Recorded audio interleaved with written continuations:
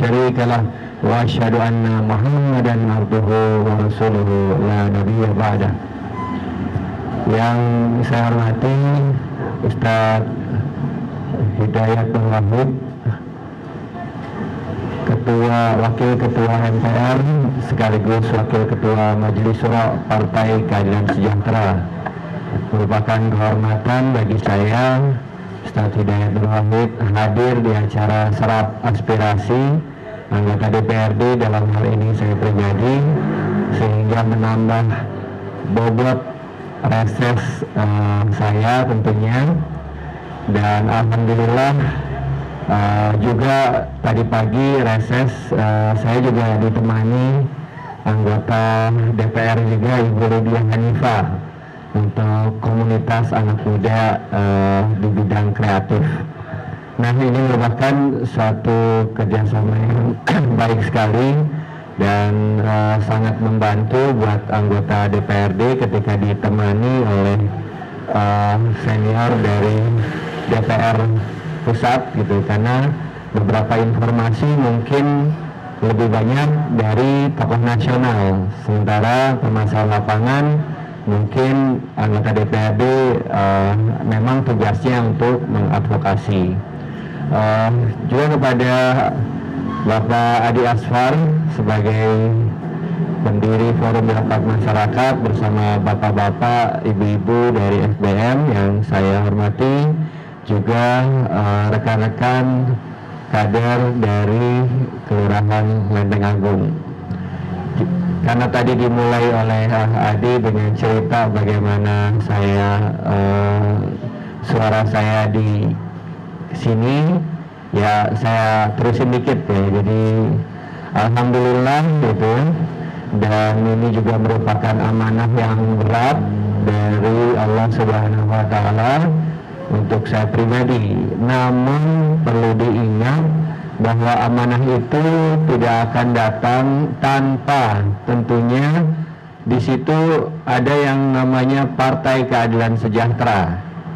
Jadi Partai Keadilan Sejahtera lah yang kemarin pada 2019 mendapatkan reputasi yang bagus dan mendapatkan apresiasi dari masyarakat, alhamdulillah, dan wabil khusus umat Islam gitu, sehingga mendapat pertambahan suara hingga 3,4 juta dari pemilu sebelumnya. Allahu Akbar. Nah, ini patut diingat agar kita tidak merasa bahwa perjuangan itu adalah karena pribadi atau karena tim ses atau karena orang-orang tertentu, tapi ini adalah perjuangan bersama. Nah, di Dapil 8 ini ada 5 kecamatan, 31 kelurahan, ada 2.700 lebih RW.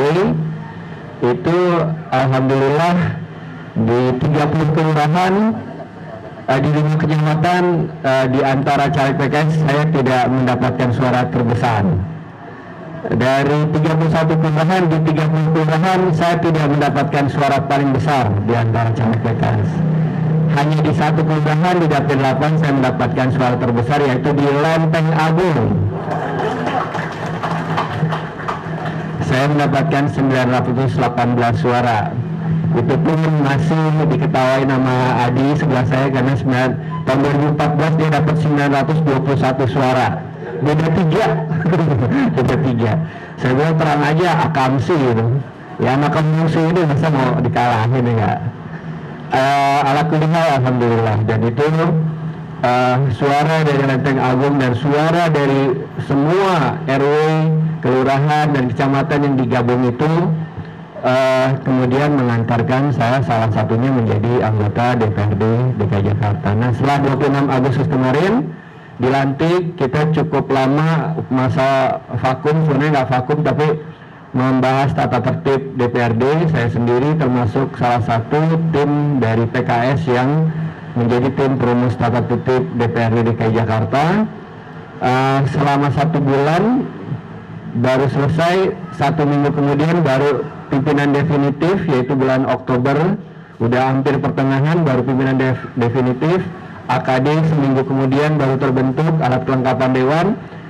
Jadi komisi-komisi itu, saya ini ada di sini komisi D gitu, anggota komisi D itu baru terbentuk pertengahan Oktober. Nah ini tentu membuat kita lumayan kesulitan. Kenapa? Karena baru setelah komisi terbentuk kita baru bisa bahas RAPBD, Rancangan Anggaran Pendapatan Belanja Daerah. Itu pun dalam masih bentuk pembahasan awal, yaitu kebijakan umum anggaran dan penetapan pelaksanaan anggaran sementara. Jadi masih tahap awal. Nah disinilah kita rapat sampai malam dan sebagainya itu untuk istilahnya membudgetin anggaran gitu. Nah memang ada cara pandang berbeda sebagai partai pengusung gubernur wakil gubernur tahun 2017 dengan partai yang oposisi ya. Kalau di Jakarta yang lainnya oposisi gitu, yang pengusung itu PKS sama satu lagi. Tapi itu pun kita kesulitan karena pengusung yang satu lagi cenderung kayak oposisi juga buat gubernur gitu. Jadi betul-betul pembela gubernur Anies Baswedan di parlemen itu relatif PKS sendirian. Nah ini merupakan tantangan buat kita. Tetapi tetap saja di DPRD itu fungsi dewan harus berjalan, yaitu legislasi, budgeting, dan pengawasan. Fungsi budgeting dan pengawasan inilah pembahasan yang sangat kuat selama 1 bulan terakhir ini. Walaupun kita partai pengusung gubernur, tapi jika ada anggaran-anggaran yang aneh, kita tetap kritisi juga. Karena bagaimanapun juga kita akan mengutamakan anggaran terbesar itu adalah untuk warga Jakarta secara langsung. Misalnya ada anggaran satu anggaran yang saya nggak sebutin secara spesifik, takutnya nanti salah pengertian. Itu untuk asistensi sebuah wilayah RW, terus anggarannya 600 juta.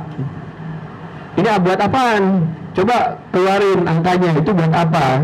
Ternyata pas dikeluarin, ternyata buat bayar konsultan. Sekian orang konsultan kali sekian bulan. Ya menurut kami itu tetap nggak realistis karena sangat besar, terlalu besar gitu untuk sebuah asistensi untuk pembangunan di wilayah RW.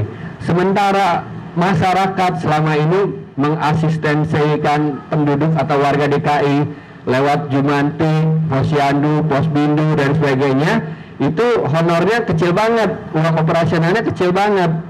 Nah ini yang kita tetap kritisi, bagaimana supaya anggaran itu lebih langsung bisa dirasakan oleh masyarakat. Kalau ibu-ibu PKK, Jumantik dan sebagainya dapat uang operasional berapa, buat jalan juga udah habis ya. Jangankan ke mall, ke Alfa juga nggak cukup ya dulu. Jadi itu kita perhatikan juga tetap seperti itu. Cuma memang kita menjaga etikanya agar tidak pembahasan tahap awal itu jadi hal yang tidak pada tempatnya dibicarakan pada publik. Kami meyakini anggaran APBD itu yang aneh-aneh tidak akan lolos. Kenapa? Karena hanya dalam pemerintahan Bapak Anies Baswedan, sebelumnya ada Pak Sandiaga, itulah Pemprov DKI mendapatkan predikat audit keuangan negara wajar tanpa pengecualian. WTP ini adalah tepuk tangan, betul. Ini sejarah baru dalam Pemprov DKI, nggak pernah sebelumnya. Dan ini adalah predikat tertinggi dalam laporan keuangan sebuah institusi. Bahkan 2 tahun sebelum masa kepengurusan Gubernur Anies itu, yaitu di masa gubernur yang kata-katanya sering kurang sopan itu audit BPK itu menyatakan wajar dengan pengecualian WDP dengan temuan 2, sekian triliun rupiah. Kalau kata temuan itu dalam bahasa audit keuangan namanya adalah KORUPSI. Apa itu? Korupsi gitu. itu korupsi, tapi kita tahu itu tidak dilanjutkan. Nah, kemudian terakhir Bapak Ibu sekalian, dalam kesempatan ini saya bukan hanya siap, tapi juga berharap bahwa Bapak Ibu mungkin ada 1-2 aspirasi yang memang